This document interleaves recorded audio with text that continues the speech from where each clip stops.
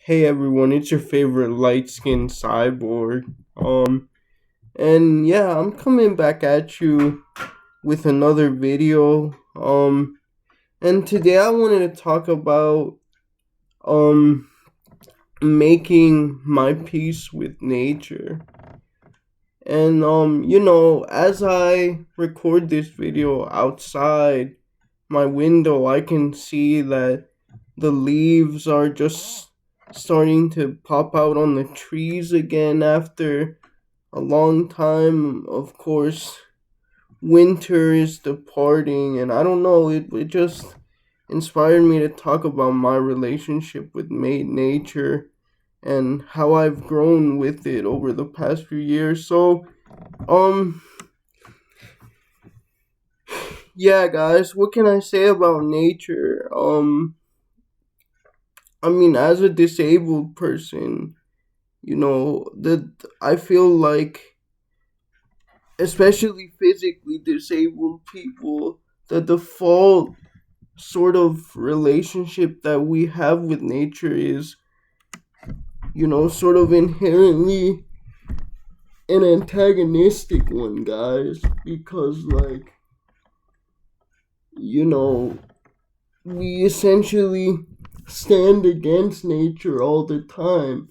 Our lives now depend so much on technology and phones, and I'm right now in an electric wheelchair with its own, two 24-volt batteries, a motor that can go six and a half miles an hour. um And plus, I'm using this computer right now to record this on a digital web camera on a digital microphone on my computer, you know? And so we literally, most of us, would not be here without all of that. And that's called, in the business, in the disabled community, that's called assistive tech. And yeah, like I said, it just would be impossible for me to do anything without it. And so, you know, needing that type of stuff at such an early age, it really does influence a lot of your interests, man. Like, that's why I originally got into video games and computers and stuff like that. Not because, you know,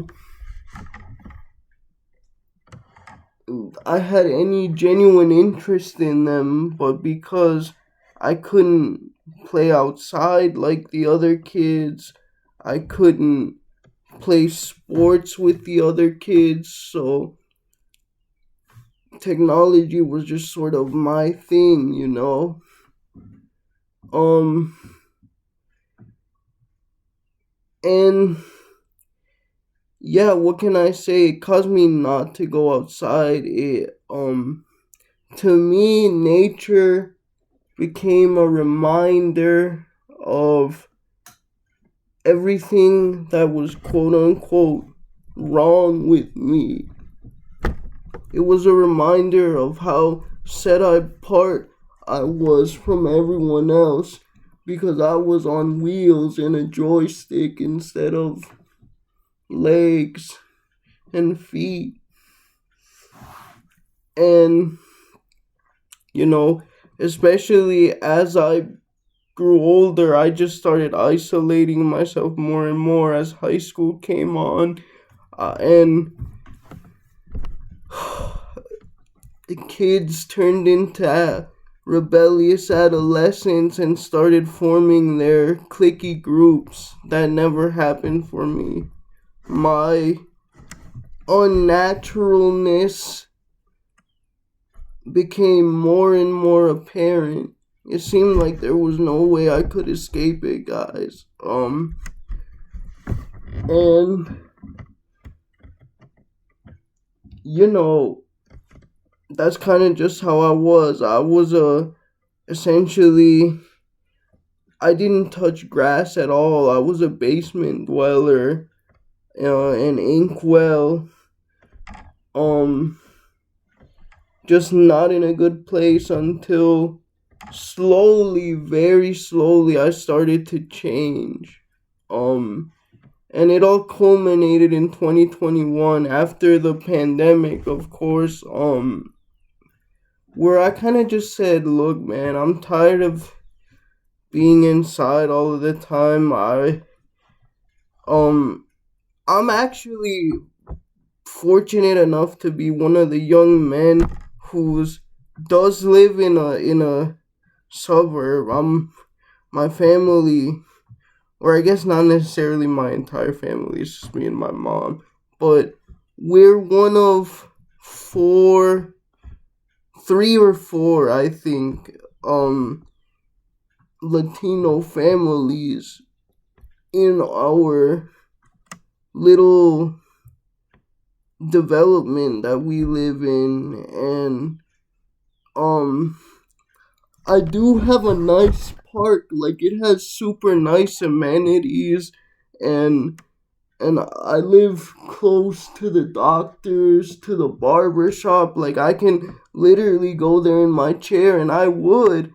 Um and yeah, so this little park behind my house, I was like, I'm gonna start going there, and I'm gonna give myself a challenge. I'm gonna challenge myself to say hi to everyone that walks by, and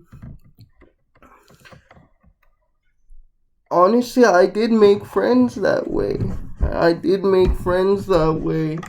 Um, and I started talking to people, and I slowly got over myself, and I slowly started to, outside of the people that I met there, notice the environment, notice the beautiful trees, the beautiful leaves, the way they like glisten in the sun and stuff like that. And I went for even further down the park on the trail by my house, and I realized there was a lake.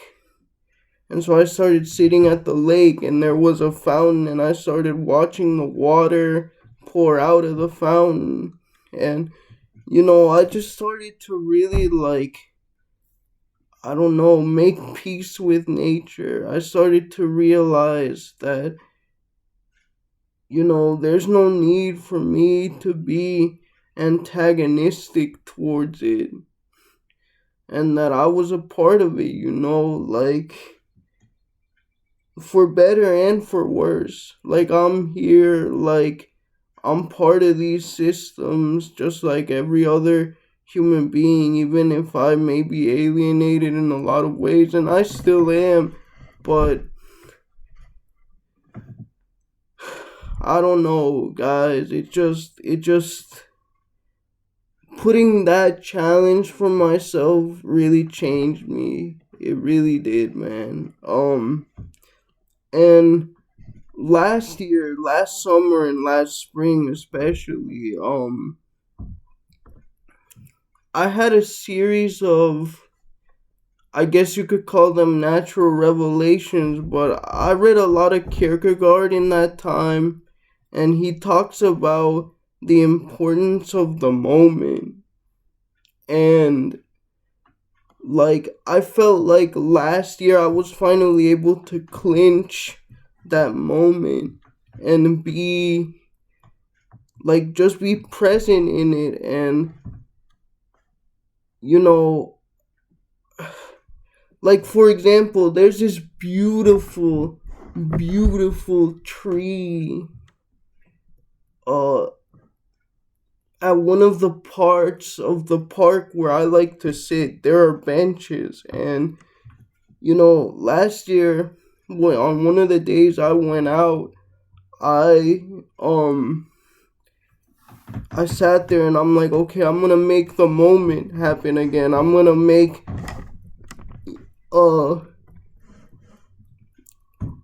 excuse me, the finite and the infinite touch.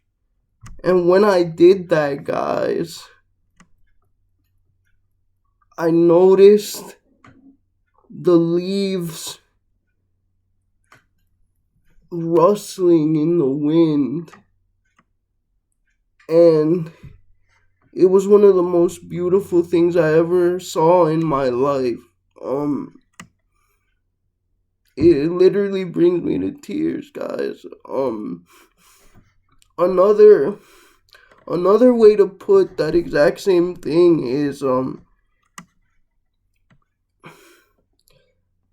what the philosopher Henri Bergson described as not seeing things for their utility.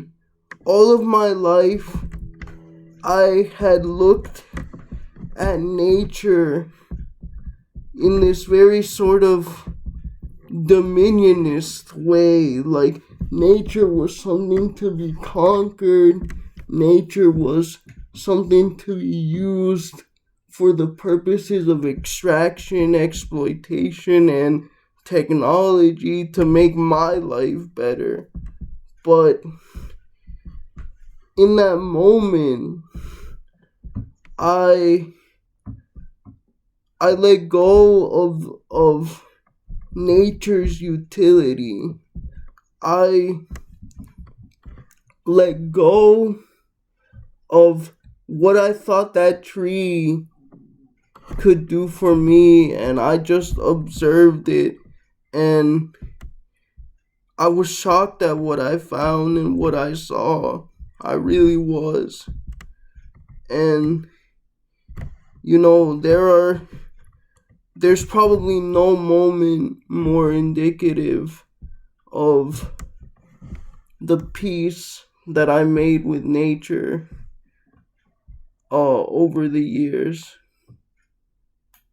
Thank you guys for listening. I hope you enjoyed that.